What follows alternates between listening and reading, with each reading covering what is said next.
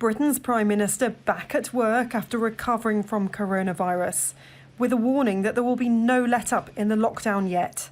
I can see the long-term consequences of lockdown as clearly as anyone. And so, yes, I entirely share your urgency. It's the government's urgency. And yet we must also recognise the risk of a second spike.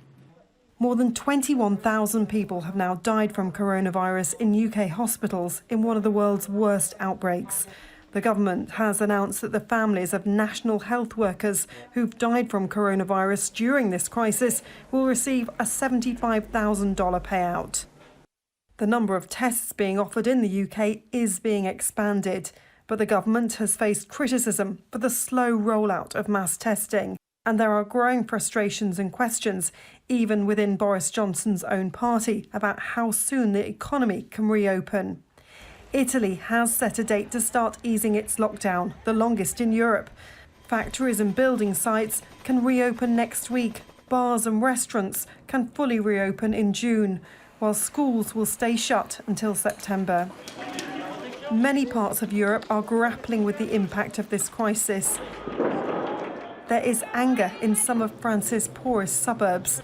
The lockdown and restrictions on movement in communities where people often live in cramped conditions has led to unrest. The police have been accused of being heavy-handed in their approach. Racial slurs were allegedly used to mock a man trying to escape arrest last week. Macron said that France was going, on war against the coronavirus, but it seems like France is at war against its own minorities, So it's difficult because people are suffering from this virus. They are suffering from the economic and social impacts. There is optimism in some parts of Europe that the worst of this crisis may be over, but there's still no unified approach in how to keep safe going forward. In most parts of Germany, people will have to wear face masks in shops and on public transport.